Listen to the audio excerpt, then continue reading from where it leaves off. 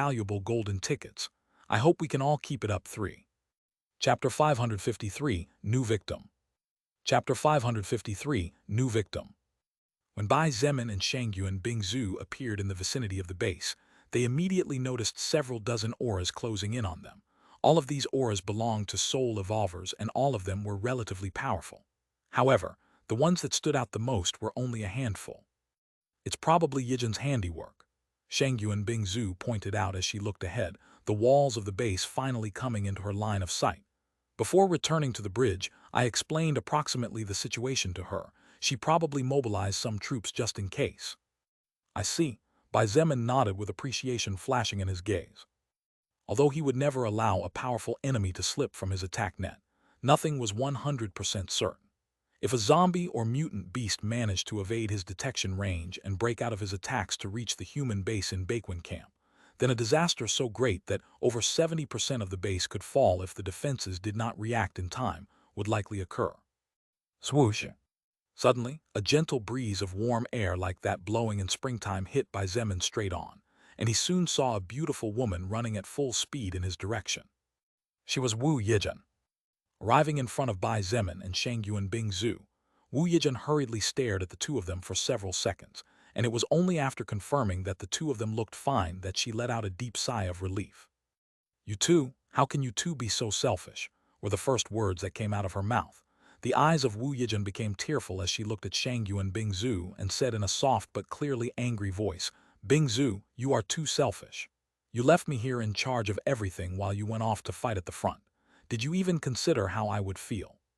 Shangyuan Bingzu looked at Wu Yijin, but even though she tried to find words to say, all she could think of was to give a sincere apology.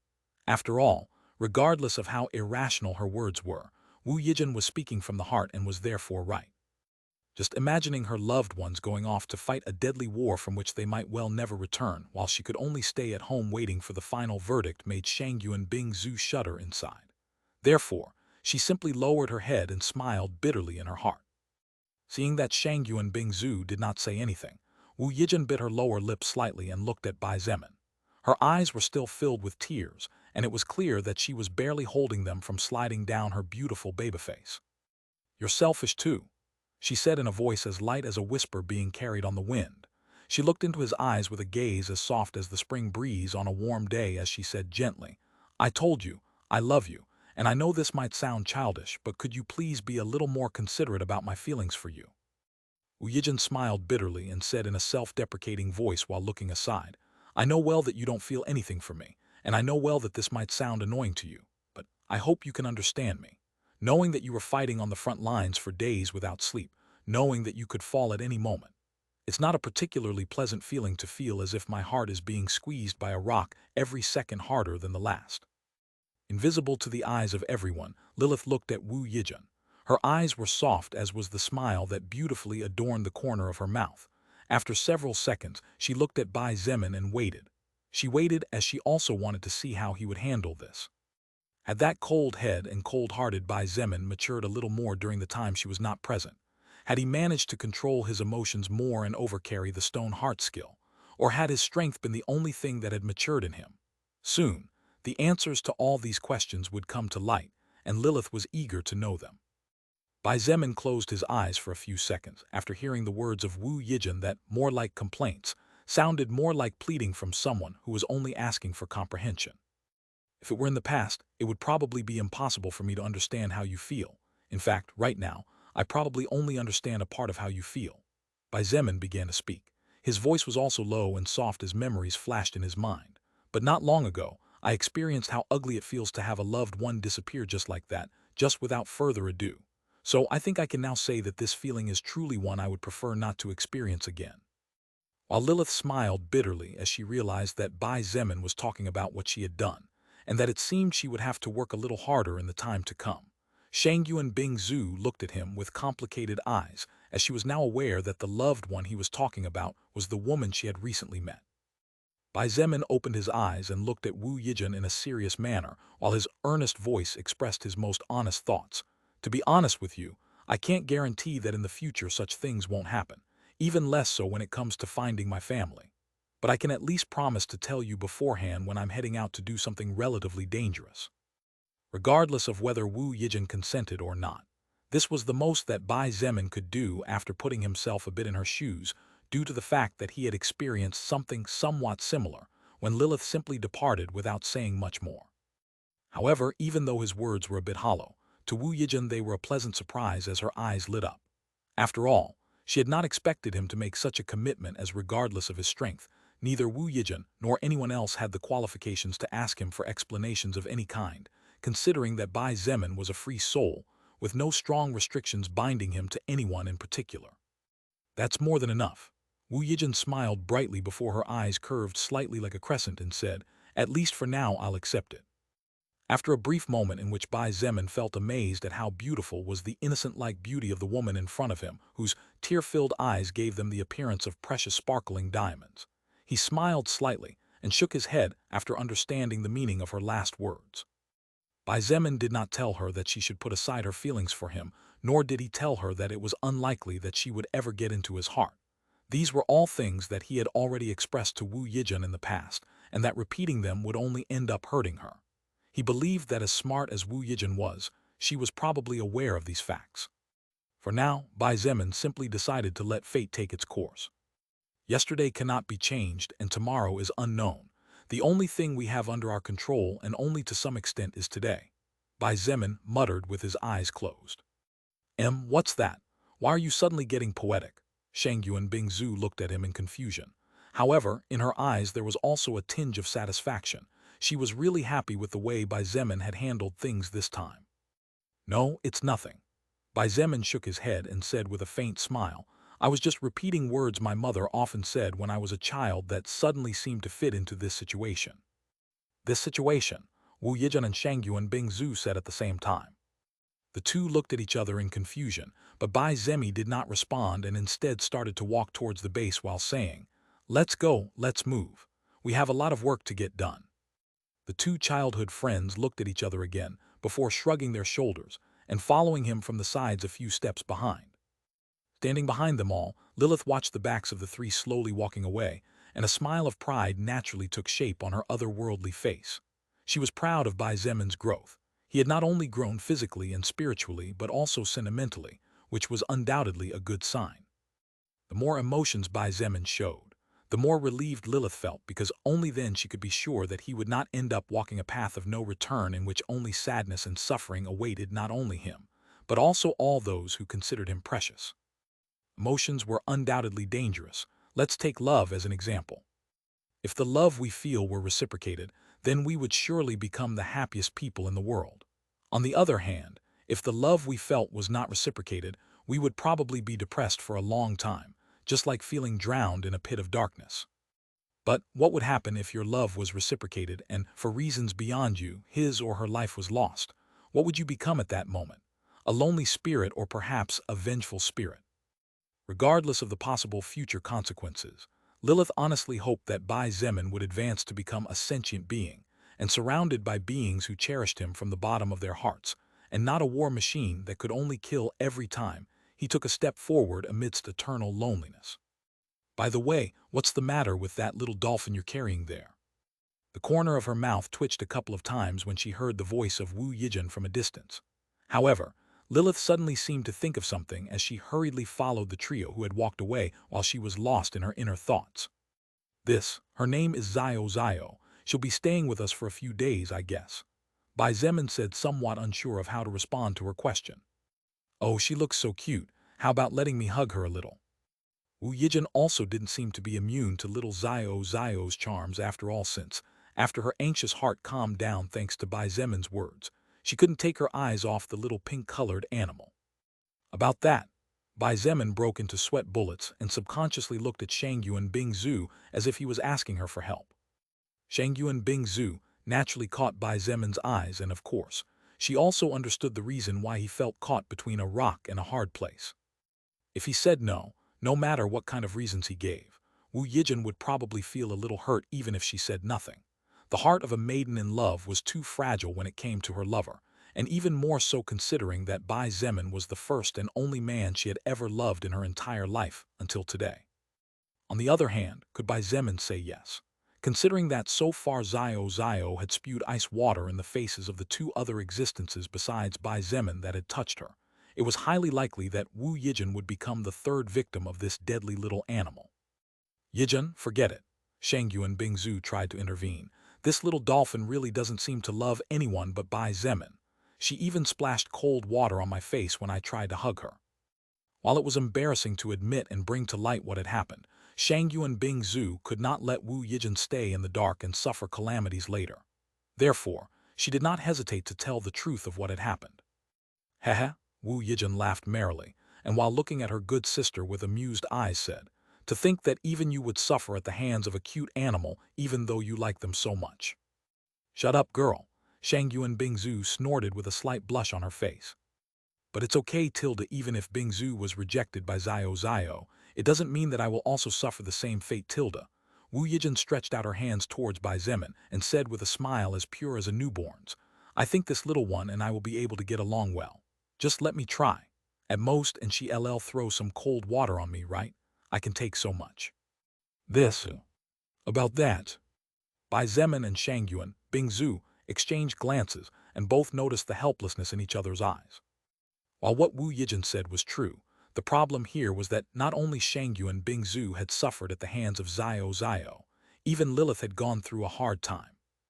But it wasn't as if they could announce Lilith's existence casually either, so now they were in a dilemma. Moreover, judging from the expression on the face of Wu Yijun, it seemed that this stubborn girl would not give up no matter what. Shangyuan Bingzu sighed and looked at Bai Zemin before nodding slightly. Just give the dolphin to her for a second." "If you say so." Bai Zemin looked at Wu Yijun apologetically and slowly stretched his arms forward with the intention of letting her hug the little pink dolphin.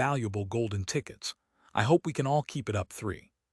Chapter 554, Transcendent Faction Colossal Strength Increase, Part 1. Chapter 554, Transcendent Faction Colossal Strength Increase, Part 1. Wu Yijin felt the softness of the little pink dolphin's body from the first instant her hands came in contact with little Zio Zio. The feeling transmitted from her hands was so delicate that she could not get enough of it. However, instead of immediately starting to hug Zio Zio, Wu Yijin lifted her little body with both hands until Zio Zio's little head was aligned at the level of her head and carefully observed her closed eyes. As if sensing something or perhaps noticing the change as she had done before, Zio Zio opened her eyes. However, unlike the previous times, this time her eyes opened gradually, slowly and little by little as she fought against the sleepiness that covered her senses almost completely. "You seem to like to sleep a lot, don't you?" Wu Yijin said with a beautiful smile on her face as she watched the little pink dolphin's eyes take a while to focus on the reality before them.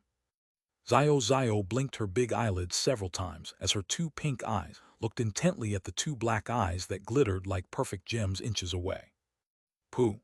Zio Zio let out a low sound as she tilted her head in a cute manner. Her gaze, still fixed on Wu Yijin, seemed to wander between two sides difficult to comprehend. "Hee, you even make cute sounds like that."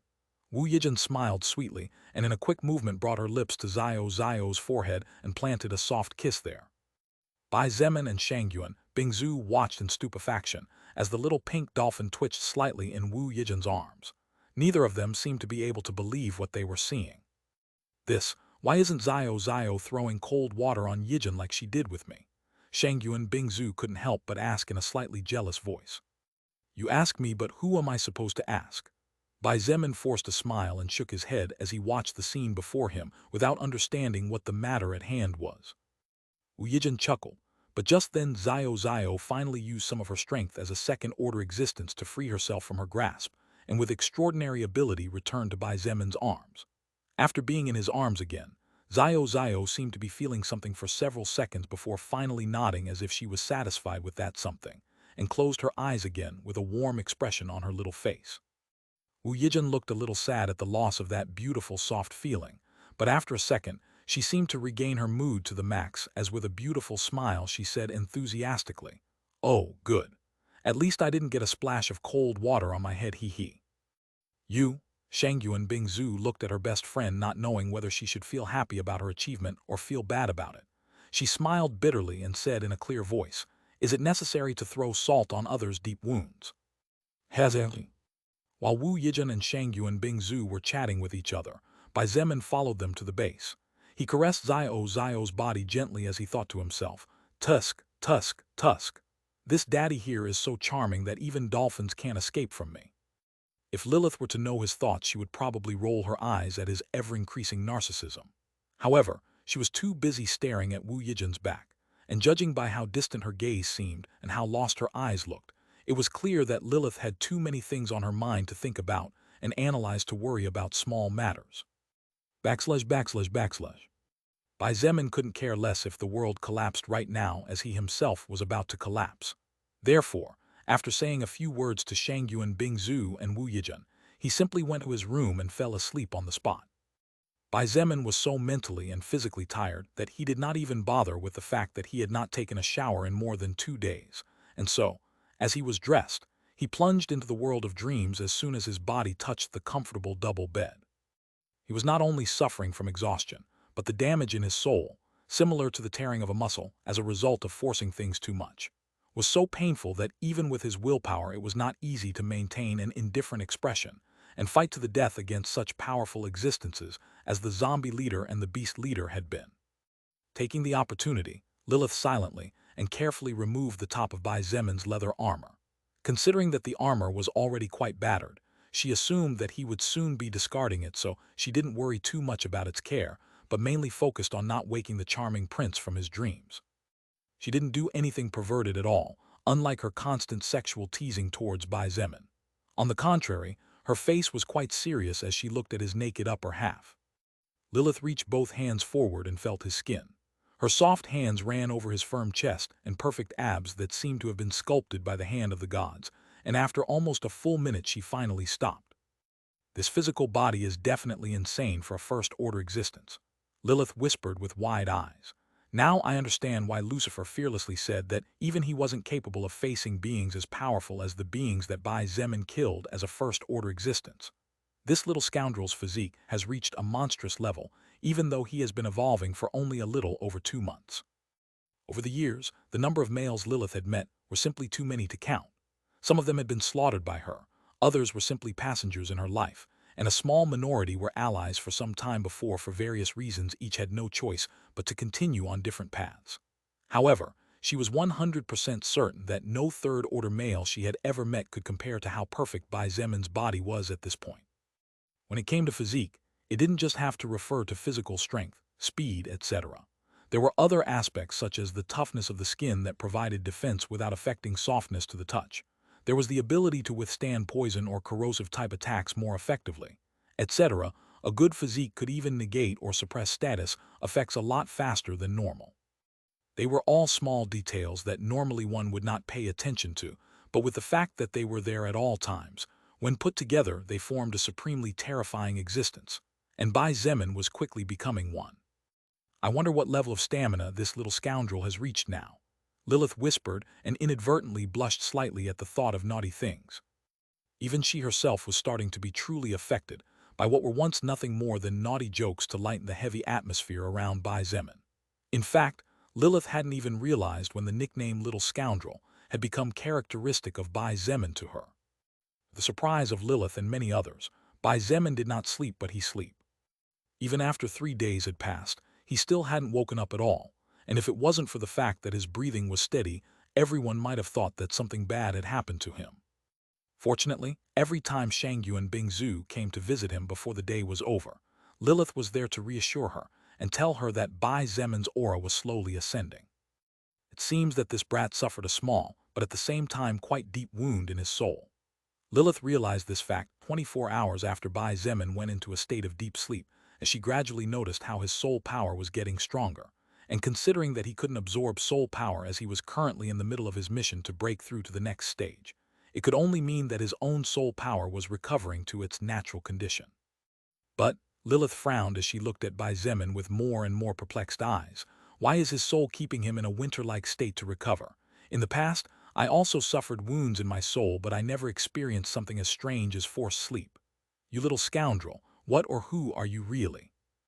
Deep in a point of Bai Zemin's soul that was far from anyone's reach and vision, a small object released constant rays of black energy with crimson edges that covered the parts of his soul corresponding to the stamina and mana stats, thus recovering the tearing those parts had suffered during the excessive use of overlap regeneration. The most noticeable change would be that now, the base had over 3,000 new soul evolvers. Although these soul evolvers were only around level 7-8, they were steadily growing more and more. As if the aforementioned was not enough, the number of soul evolvers was increasing at monstrous speeds with dozens, and sometimes as many as 100 or more joining with each passing day. The more than 3,000 soul evolvers who suddenly appeared in the ranks of humans fighting on the front lines, with weapons forged by blacksmiths or treasures from the soul record, were naturally those survivors who previously belonged to the lowest caste of the Baekwin camp, and grasped without hesitation the opportunity that the new government gave them. These survivors, under the guidance of former military man Fu Qiging, quickly learned the basics, and while undergoing strict military training to learn to respect and obey the rules to the letter, as well as to react optimally in times of need. Zhangde and Nangong, you took them hunting every day with virtually no time to rest. In addition, the new flood of unclassified soul stones made the wealth of the base so great that they would temporarily not have to worry in the short term. Therefore, in order to face the impending second evolution of Earth with a greater chance of success, about 300,000 unclassified soul stones were invested. 300,000 unclassified soul stones to divide among around 3,700 soul evolvers meant that each soul evolver received approximately 80 soul stones. With that amount,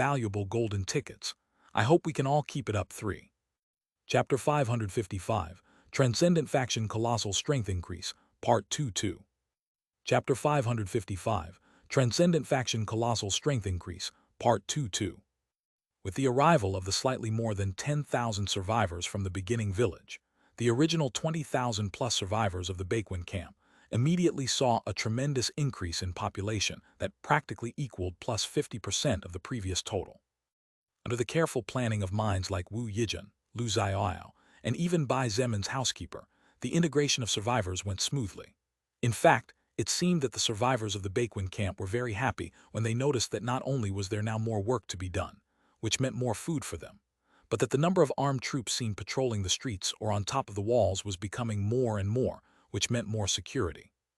With the constant influence of those survivors who had lived within the scale of Bai Zemin's power, and who knew well that, although there were many rules, it was precisely those rules what kept them safe, the original survivors of the Bakwin camp began to look forward to what the new ruler was capable of doing.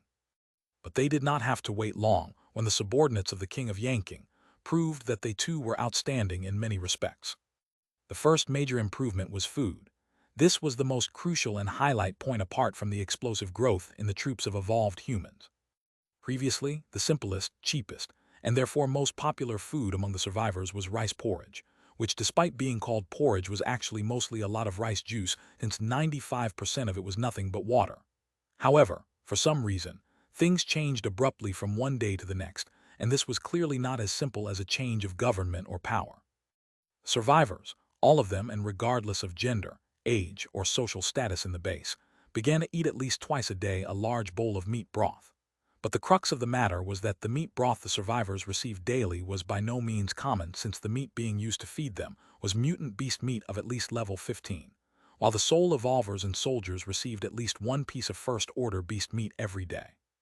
At this point, approximately 6 days after the new government took over and under the orders of the King of Yanking, even a small child of 10 years old possessed stats comparable to those of an adult in good physical condition before the breakout of the apocalypse. The increase in natural stats under the strengthening of the soul and subsequent bodily evolution not only led to the overall strength of each survivor skyrocketing, but also served as a trigger for the eradication of diseases and viruses that inhabited within the human organism. The weak who could barely walk less than a week ago as a result of poor nutrition or who suffered from fever due to viruses attacking the immune system were now full of energy. This also caused another wave of soul evolvers to appear with the intention of joining the Blood Spear Legion, a legion which at this point had become the target of countless hot-blooded youths who, upon seeing the brave warriors carrying swords or spears, as well as large plate or leather armor, hoped one day to become one of them, or of men and women who simply hoped to contribute in order to further ensure the safety of their loved ones. It was as if humanity had finally awakened from its trance. Despite the dread to zombies or mutant beasts, those who had lost a loved one under the claws of mankind's enemies only wished for revenge, and those who had experienced the hell of feeling their own bodies slowly devouring their lives as they rotted from hunger did not wish to go through such a thing ever again, even if it meant raising a sword and fighting. Of course, this in no way meant that 100% were now willing to fight. However, the ship that had been stuck in the middle of the sea had finally begun to sail just as the fierce winds that threatened to bring it down were approaching from behind at full speed. With the second evolution of Earth just around the corner, this awakening undoubtedly came at just the right time. Although the survivors did not understand the reason why they suddenly began to be fed with such precious meat, none of them complained. As for the reason behind it all, this had been the most important first command that Bai Zemin had given before falling into deep sleep after arriving at the base. With the second evolution of Earth just around the corner, no one knew what changes might occur, and even Lilith did not dare to treat this little blue planet as just another world after all the things she had learned during the last month after having returned to the demonic army. Much less considering that only a little more than 2 months had passed, but this world was already evolving again, even though it should be at least 10 years before such a thing would happen. Unfortunately, not everything was 100% perfect. Always, regardless of the era, problems would be present when mankind was experiencing any kind of change. Even more so when it was abrupt changes that meant huge changes in the day-to-day lives of some who were comfortable with their current lives. On the third day, when Bai Zemin returned from the bridge after eliminating the 20 million zombies, along with all the mutant and evolved beasts that had entered into alliance under the planning of the zombie leader and the beast leader, a motorized squad composed of about 100 law enforcement officers left the military base. Each officer mounted a jeep and sped off, blowing up clouds of dust behind them, scattering to different corners of the camp as they followed the route that their superiors had assigned to them. At the same time, the 100 giant speakers that had been temporarily mounted on top of each of the military jeeps began to automatically play a message that kept repeating over and over again. The attention of every citizen is required. This is a command sent directly from the highest leader of the base. Within 48 hours, the entire armed legions and the Legion of Soul Evolvers will begin a large-scale migration movement in a southerly direction. Our leader, Bai Zemin, has single-handedly fought against the 20 million zombies occupying the vicinity of the Eastern Dragon's Back, and after fighting for 2 days and 2 nights without rest, he finally managed to eliminate all threats, successfully opening a path to the rest of Beijing and connecting the Yanqing and Changping districts. All those who wish to follow the military and evolved troops are strongly requested to prepare to migrate within the deadline mentioned previously. Keep in mind that at the time of migration, the necessary vehicles will be provided for the mobilization of each and every one of you. However, heavy loads exceeding 50 kilograms should be left behind to smooth the movement and avoid taking up space unnecessarily. When the entire message was finished, the recording with Lu Xiao's voice paused for a couple of seconds before going into repeat mode in such a way that the same words and with the same tone of voice were played a second, third, fourth, fifth, and dozens of times, until the entire camp successfully received the information that needed to be delivered. Army Base, hand-to-hand combat training camp. 50% of the Blood Spear Legion had been mobilized, and together with 80% of the armed troops were in charge of maintaining security around the base, as well as making last-minute explorations in the more distant villages in search of more survivors who were perhaps stuck in their homes, as well as in search of more useful resources. The remaining 50% of the Blood Spear Legion were in the training camp, where they were strictly trained daily in the art of hand-to-hand combat, from fighting with their bare hands to fighting with all kinds of bladed weapons. Experienced military men who formerly belonged to the Yanqing District Military Base, where all kinds of vintage weapons were kept, were the instructors in charge of training the Soul Evolvers who, despite being Evolvers, actually had no skilled combat experience and only relied on superior stats to defeat weaker opponents. Furthermore, even though there was a large influx of over 3,000 Soul Evolvers that suddenly joined the Blood Spear Legion, and even though the number continued to grow rapidly with each passing day, the Transcendent faction was not short of weapons or armor to provide for their men. The reason, of course, this was thanks to the invasion of the Usura race. The Transcendent faction obtained at least 400,000 sets of weapons and armor such as swords, spears, heavy chains, heavy swords, war hammers, two-handed maces, daggers, shields, bows, leather armor, plate armor, chain mail armor, etc. All this equipment came from the first army that invaded Earth after crossing the Cosmos Gate, and from the advanced troops that Bai Zemin and Shangyu and Bingzhu had defeated on the other side of the portal in Oblong World. Although there were many pieces of equipment that could no longer be used as they were almost completely destroyed, Most of them only had some damage, so they were perfectly usable. At least in the short-medium term, it was unlikely that Bai Zemin's faction would suffer due to the lack of equipment. In fact, every piece of equipment they looted from the invaders were rank 1 pieces with at least 100 points of defense or 100 points of physical magic attack power, and among which there were some high-quality pieces that exceeded rank 1 that naturally fell into the hands of important characters with the power to give them real utility and who would not allow them to go to waste. Standing in the distance, Evangeline, Shen Mei, Nangong Lingxin, Fu Zufeng, Kang Lan, Lu Zaiao, and a few others watched the ongoing training with similar expressions. At this point, even Lu Zaiao, who a month ago was nothing more than a spoiled little princess who could do nothing without her father's influence, managed to keep an indifferent expression on her face every time a soul evolver or soldier fell to the ground and cried out in pain after receiving a hard blow. Shen Mei looked at the digital watch on her right wrist, and after several seconds slowly she said, "I guess the message about the migration in 2 days has already been received by every survivor in the base by now." After returning to the base, having eliminated the zombie threat ruling over and in the vicinity of the bridge connecting Yanking District and Champing District, the second of the most important orders Bai Zemin had given was that 5 days later, from that time onwards, they would be moving south. As for the survivors, there would naturally be some who would not be satisfied. After all, if all the forces capable of fighting and defending against the other races such as zombies and beasts left, then the Baequin camp would be left open and fragile to any attack. Therefore, unless they wanted to die, they would naturally have to follow the armed troops regardless of whether they agreed or not. Such a thing would naturally arouse the irritation of some people.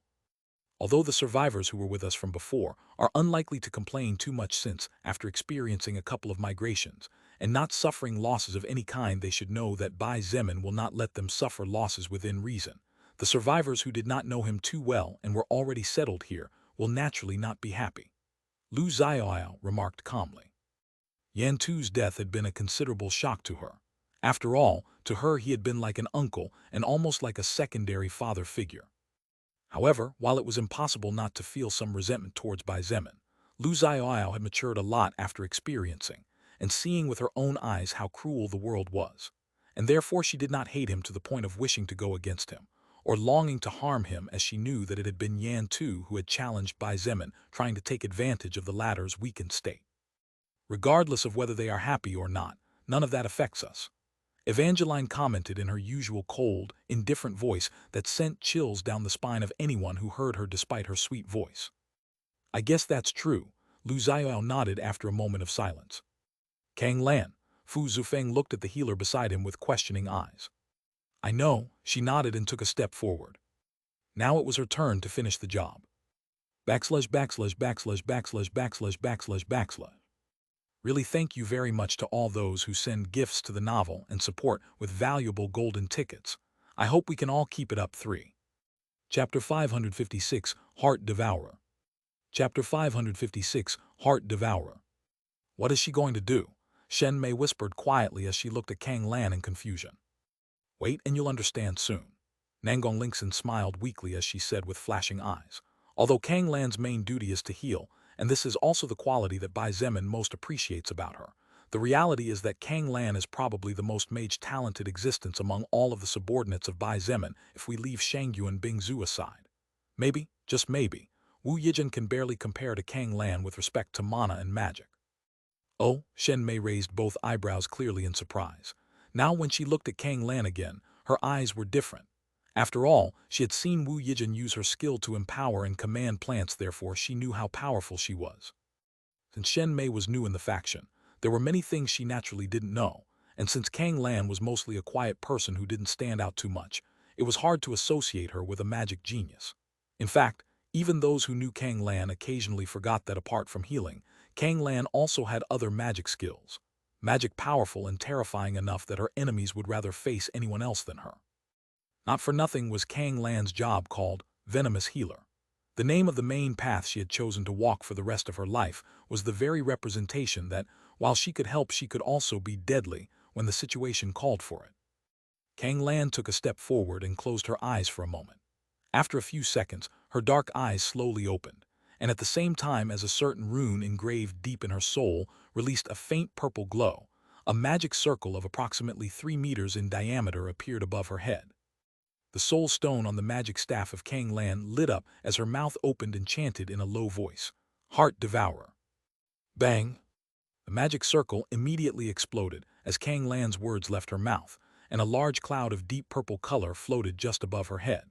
Although the deep purple cloud was quite beautiful to look at and had a faint sweet smell that seduced the hearts of living beings to feel it, it was actually the most powerful mass control skill that Kang Lan possessed at the moment. Heart Devourer was a poison-like skill that could extend up to 2,000 meters at most under the user's control, but could be taken beyond that if the caster received outside help. This skill could be controlled from a distance by the caster, such that those considered as allies would not receive any damage even if the poison entered their organism. Poison which, as its name suggested, corroded the heart at a rate that depended on the difference between the caster's and the enemy's magic stats. Go! Kang Lan waved her magic staff, and the soul stone on the surface glowed again for a moment. Using mana as a driver and main engine, Kang Lan pushed the deep purple cloud and sent it flying in all directions, north, south, east, west, and their in-betweens. The deep purple cloud became thinner and thinner as it dispersed farther and farther, until it reached a point where the entire purple cloud had mixed with the clear air, and except for small glowing particles that were not easy to detect with the naked eye, there was no trace of this dangerous magical poison. After a couple of seconds, the skill Heart Devourer reached its natural, imposed limit, so Kang Lan hurriedly called out, "I reached my boundary. I'll go first then." Fu Zufeng nodded and quickly pulled out a military radio from his bag. He pressed a button, and with his influence as the leader of the 2nd Brigade of the Blood Spear Legion, he ordered, "Gale team of the 1st team of the 1st Battalion of the 2nd Brigade, activate your skills." 2 kilometers away in the 4 cardinal directions, with a hand-to-hand combat training area as the center, and yet within the area forbidden to anyone who had nothing to do with the military. 4 teams composed of 4 soul evolvers each received Fu Zufeng's command, and immediately carried it out without question. The Wind Gust skill was a level 1 unclassified skill without much use, but which many possessed as it was at least somewhat useful to slightly restrain enemies. However, thanks to the large investment of soul stones that had been injected into the soul evolvers of the Blood Spear Legion, all those who possessed Wind Gust were able to take the skill to the next order. After evolving to Mighty Wind Gust, soul evolvers could spend mana to send a great blast of wind-like magical energy, using the natural air currents in their favor, and push those wind currents 1,500 meters forward. When the soul evolvers of the different teams activated Mighty Wind Gust, the venomous particles of Kang Lan's Heart Devour skill were immediately dragged 1,500 meters further in all directions with her as the central core, thus breaking the maximum 2,000 meters she could reach due to her own limit. Gale team of the 2nd team of the 2nd Battalion of the 2nd Brigade. Gale team of the 1st team of the 2nd Battalion of the 2nd Brigade. Gale team of the 2nd team of the 2nd Battalion of the 2nd Brigade. Fu Zufeng gave 4 orders in a row, and with the use of all the subordinates under his direct command, the skill Heart Devourer was pushed 6 kilometers, finally leaving the military base. Standing atop one of the base's tallest buildings, Kai Jingyi was calmly observing the scene unfolding just below her. Currently, the base was not as peaceful as it was a few minutes ago. Just 200 meters in front of the building Kai Jingyi was standing on, a man between 25 and 30 years old was causing disorder in the streets. This man was considerably large, and being fed mutant beast meat for several days helped his overall power grow at least 4 to 5 times compared to the past. "These damn bastards want to lead us to our doom or what?" the man shouted as he stood in front of a restaurant that was quite popular among the poorer survivors due to its affordable prices. Since it was usually very crowded by workers at break times, everyone listened to the man's complaints. Many of us have businesses and our lives finally settled down after much suffering. However, this Bai Zemin who arrived here a week ago at most wants to take away all the armed troops. Isn't this the same as telling us all to move or die here? Then the man suddenly grabbed one of the tables that had been set up by the owner of the place for those customers who preferred to eat outdoors and threw it against the large window of the restaurant. The glass of the window shattered, and the people inside the restaurant panicked. Screams and curses erupted, but the man who was complaining didn't seem to mind as he continued to wreak havoc while grumbling nonstop. "Please stop," the owner of the restaurant, a single woman in her early 30s who had lost her son during the first week of the apocalypse, pleaded with panic and tears in her eyes. This restaurant had been painstakingly built by her after depriving herself of food for several days and working hard for more than 12 hours a day. The restaurant was barely 3 days old from the time of its opening, as the new rule of Bai Zemin had made things so much easier for this woman who had practically nothing but herself. So seeing everything being destroyed before her eyes naturally left her disheartened and desperate. "Why are you complaining? At the end of the day, we'll all have to leave, won't we? Since we'll have to leave our things behind no matter what the conditions," the man scoffed. Kai Jingyi's eyes flashed quizzically, but she did nothing to intervene as she watched from a distance. Her small body that was not overly developed for someone her age, but still capable of tempting any man just like the whisper of a demon, was tightly hugged by a deep black leather armor that did nothing but help bring out the charms that a normal piece of clothing could not. As the soft wind caressed her face and made her inky black hair float, Fu Zufeng's voice reached her ears from the military radio she held in her right hand. "Kai Jingyi, it's your turn." Kai Jingyi pressed a button without looking at the radio in her hands and replied in an indifferent voice, "Roger." She released the button and pressed another one. Then, Kai Jingyi finally brought the military radio to the height of her lips and calmly ordered, "Silent Wind Team of the 1st Battalion of the 1st Brigade. Start." The same thing that occurred before happened. Kai Jingyi did not stop and ordered the 2 teams of the 2 battalions under her direct command, such that all those with the mighty wind gust skill in the 1st Brigade of the Blood Spear Legion managed to bring Kang Lan's skill to the city. Suddenly, and as the restaurant owner fell to her knees with tears running down her face, a surprising change occurred. "Stop crying. In the end, you'll be gone in 2 days too, won't you?" The man roared and picked up a chair, preparing to continue destroying the restaurant. However, his movements suddenly stalled, and his expression froze. The man involuntarily let go of the chair he had just grabbed and brought his hands to his chest as intangible sounds came out of his mouth. Barely 2 or 3 seconds later, the man's eyes rolled into the back of his head, and under the shocked eyes of everyone in the restaurant or watching from afar, he fell to the ground, never to get up again. What happened? That was the question on everyone's mind as they looked at the corpse slumped on the floor. The restaurant owner's face turned white as a sheet as everyone quickly began to leave, as the rules were very strict. Any suspect in any incident involving a life would be locked up and questioned properly, and only released once it was proven that the suspect was not involved in any way with the murder. Standing at the top of the building, Kai Jingyi pressed another button on the military radio in her hand and said in her unchanging voice, "Zhang De, I'm done here." "Okay." That was the only reply she received. While the skill Heart Devourer was spread all over the base and under Kang Lan's control, everyone involved in any kind of security and public order attempt was directly punished with death as a penalty for causing trouble in such a crucial and important moment, as it was a 100% survivor mobilization. No one knew what happened or how it happened, but in a matter of seconds, everyone who was causing trouble of any kind representing vandalism, physical aggression, attempted murder, attempted rape, or any other type of disturbance died before the eyes of the victims or spectators. Of course, there were also many cases in which troublemakers were shot by police officers, military, or soul evolvers patrolling the area. But since the base was simply too large, it was not possible to be everywhere at all times. Precisely because of this, Kang Lan's skill in conjunction with the skills of other soul evolvers was very necessary. On the other hand, Kai Jingyi nimbly jumped off the large building she was on, and the wind swiftly swooshed around her as her surroundings became a blur as she plummeted towards the ground. Just before hitting the ground, Kai Jingyi activated the ability of her own arachnid silk ring and swung in such a way that as she fell she did not cause any damage or shock. Her body flashed, and before anyone noticed she appeared in front of the restaurant owner. Leather armor, sharp eyes, bearing that exuded someone of power, extraordinary aura, 2 shining daggers attached to her slender waist, a clearly flexible body capable of performing dangerous movements. Kai Jingyi's whole body was the graphic representation of a powerful soul evolver, so the restaurant owner immediately identified her. The restaurant owner's face turned terribly pale, and everyone nearby immediately turned away while pointing at her. Kai Jingyi ignored all the people on the street and walked straight to the restaurant.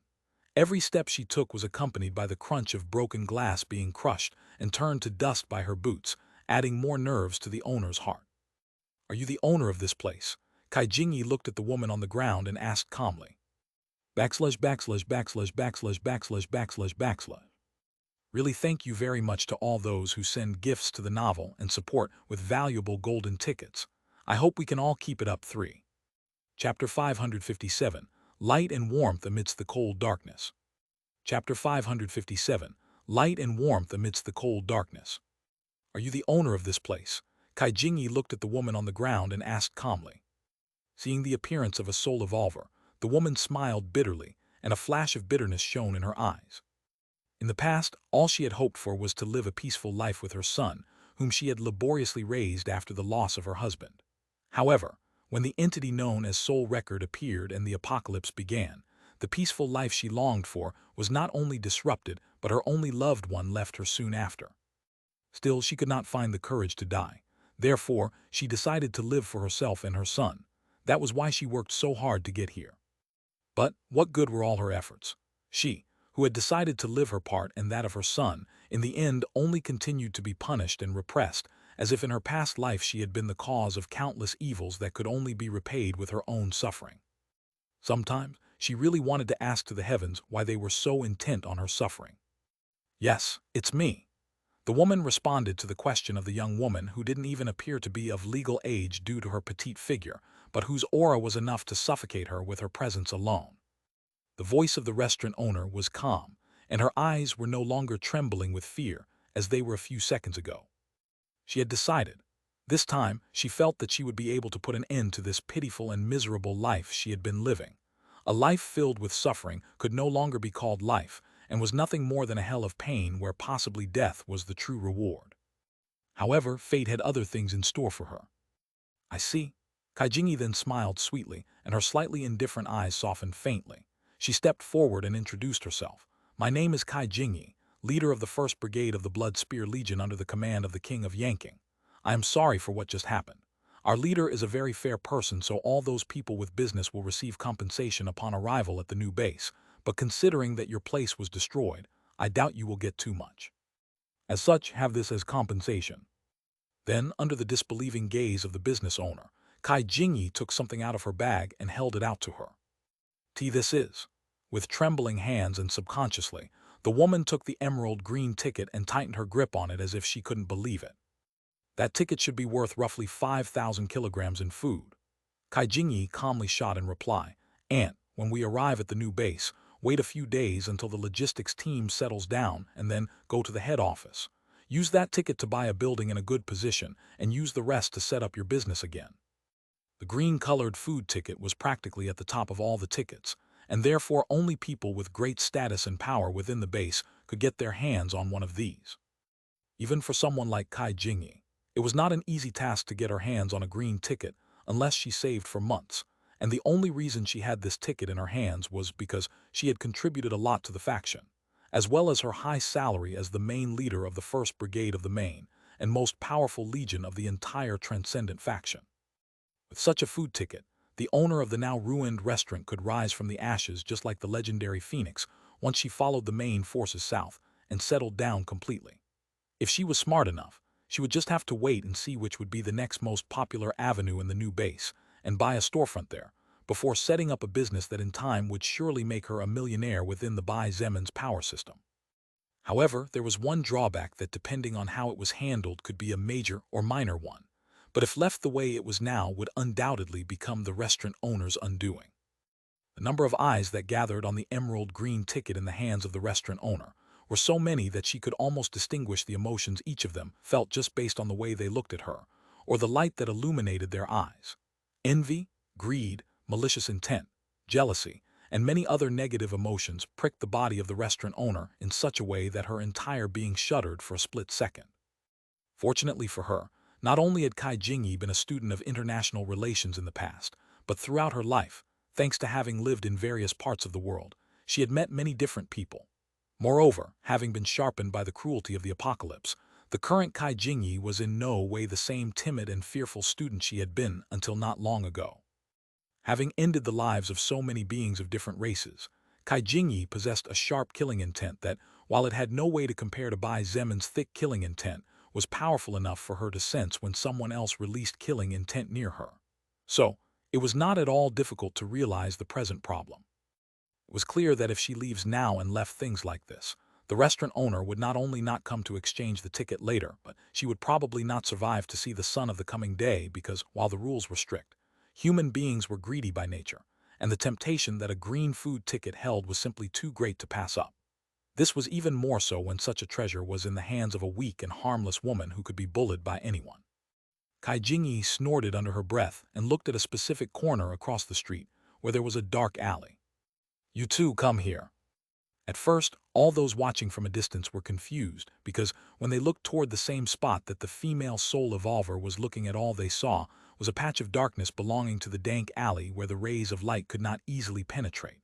However, a moment later, two silhouettes emerged from the shadows like ghosts and appeared before everyone.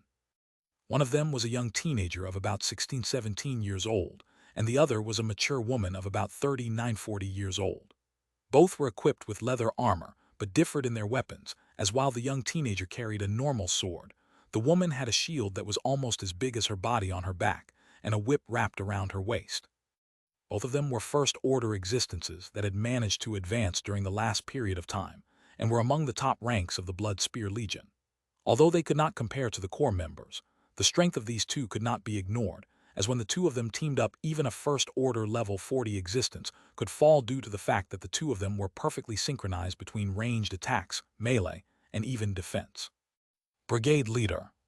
The young teenager and the woman approached Kai Jingyi respectfully and waited for orders obediently.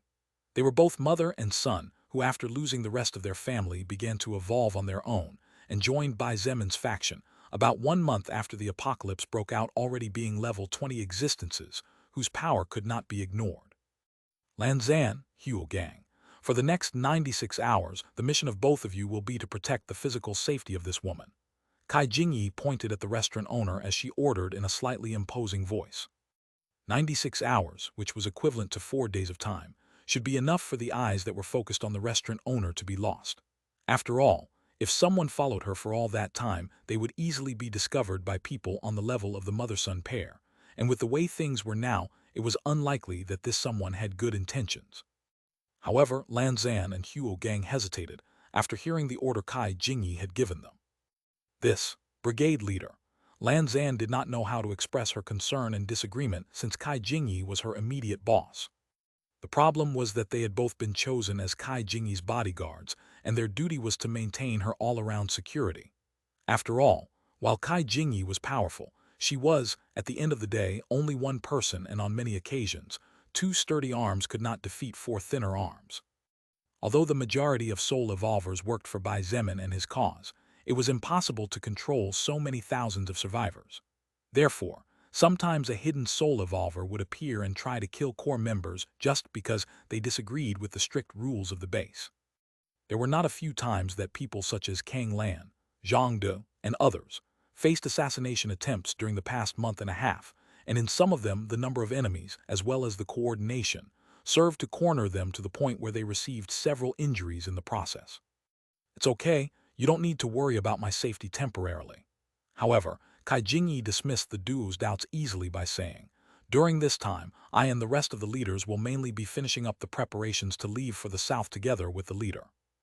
Basically, what she meant was that with existences that were no weaker than her, and with the soul evolver who was practically seen as a divine being by everyone at her side, any attempt to harm her would be over before it began.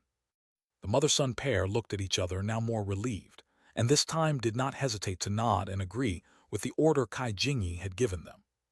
After giving a few more instructions to the two, Kai Jingyi turned into a rush of wind that, in a matter of moments, completely disappeared from the sight of the crowd, without even caring about opinions, let alone the murmurs she heard before disappearing, as she had to continue scouting the base for troublemakers to help with the elimination. The restaurant owner felt like she was dreaming, but no matter how many times she pinched herself or bit her tongue, the pain felt too real to be a dream. She, who was nothing more than a nobody, had actually met face to face and even exchanged words with one of the noblest existences on the entire base. At this point of the road, all the survivors were aware of the existence of the 3 legions created by the King of Yanking himself, and among those 3 legions,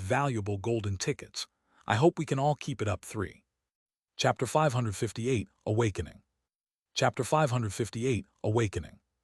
Approximately 1 hour later, back at the military base, specialized closed combat training grounds. As the training of the armed and evolved army continued progressing as usual and without any problems, Kang Lan finally opened her eyes after having kept them tightly closed to get a better focus on the task at hand. She observed the people around her and noticed one person who was previously not there. "Jingyi, you're here." Kai Jingyi smiled slightly and nodded in response. "Yeah. On my side, I finished to do what Shangyuan Bingzu instructed me to do." And just as she was speaking, her words were interrupted by the voice of the leader of the 1st Battalion of the 1st Brigade, whose name was Lin Tao, a powerful First-Order soul evolver who had been saved from the clutches of 2 First-Order beasts by Bai Zemin some time ago, and thus was totally loyal to him, coming out of the military radio inside her bag. "Legion Leader Kai, the 2 teams attached to the 1st Battalion have succeeded in the complete suppression of all rebels within the range you ordered us formerly. At this precise moment, the troops are patrolling the area and making sure that no more disturbances happen." A similar message followed seconds later, but this time sent by the leader of the 2nd Battalion of the 1st Brigade of the Blood Spear Legion. But this was but the prelude to a series of reports, as immediately afterward the military radio of Fu Zufeng was turned on, and the 2 leaders of the 2 battalions of the 2nd Brigade reported to him, something similar to the reports Kai Jingyi had received seconds before. Judging from the fact that both Fu Zufeng and Kai Jingyi received reports at practically the same time, I think it's not wrong to assume that the troops of the Blood Sword Legion Commander and the troops of the Blood Whip Legion Commander are probably close to complete their task by now if they haven't already finished. Evangeline analyzed as everyone was silent for a moment. The commander of the Blood Sword Legion was none other than Zhang De, while the commander of the Blood Whip Legion was naturally Chen He, who had helped tremendously with the mobilization of the survivors from the beginner village to the Baekwin camp. For this operation, and for the sake of ending any kind of plague as quickly as possible, Shangyuan Bingzu obtained special permission from Bai Zemin, which allowed her to mobilize the entire 3 legions of the faction in full. While it was impossible to use every single member of the 3 legions for this operation, as many men were still required to maintain defenses, scout, observe the surroundings, etc., it was more than enough considering that about 1,000 soul evolvers and about 2,500 armed troops and policemen had been mobilized. Approximately 2 hours later, a large table full of food was served in the main villa under the careful work of the beautiful maids. The food that had been prepared by the chefs with the most evolved cooking skill of the entire faction did not lose at all to the most exquisite delicacies of the 5-star hotels of the past. Not only thanks to the cooking skill, which greatly increased the cooking knowledge and proficiency of those who learned it, but also thanks to the valuable ingredients that had been used. The lowest quality meat was meat that belonged to an iron-horned deer, whose level was 33, while the most valuable meat could be considered a treasure, as it belonged to the surprisingly strong archaic bear of the second order. There were even several vegetables that were discovered and studied by the biology and botany teams, whose flavors made a mockery of all the best and most carefully cultivated vegetables grown by the real experts of the pre-apocalypse Earth. Such type of food was of such high quality that only a handful of people who could be counted with the fingers of two hands could afford it in the entire faction. However, considering who were the people gathered around this table, it was not an impossibility. Seated on the right side of the table in the following order: Shangyuan Bingzu, Wu Yijun, Chen He, Zhangde Kai Jingyi, Fu Zufeng, Kang Lan, Evangeline Nangongyi, and finally Fu Kige. The leaders and vice-leaders of the two brigades of the Blood Spear Legion were just below Shangyuan Bingzu and Wu Yijun, as the first one was the second in command when Bai Zemin was not present, while the second one possessed the ability to interfere with Shangyuan Bingzu's orders if at any time she considered that the first one was not capable of leading. Meanwhile, Chen He and Zhangde were the commanders of the Blood Whip Legion and Blood Sword Legion respectively, so their positions were the closest to the main seat after Shangyuan Bingzu and Wu Yijun. Sitting on the left side were people such as Xiao Ming, Lu Yan, Lu Xiaoao, and the rest of the leaders of each battalion of the three legions. Big Brother Bai still hasn't come out of his room, Luo Ning, who was sitting on the left side of the table, asked with a frown. Although she was only 9 years old, and in the past she was very innocent, she was gradually maturing enough to realize when something was not right.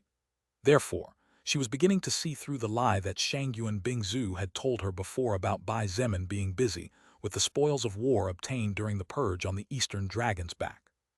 No one said anything to the question asked by Luo Ning, and the eyes of everyone automatically focused on Shangyuan Bingzu's body.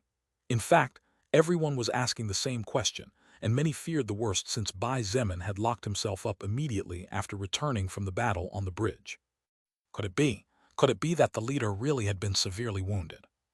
As such a question began to grow, the weight on the hearts of everyone present suddenly became unimaginably great, so much so that the atmosphere seemed to freeze for a moment.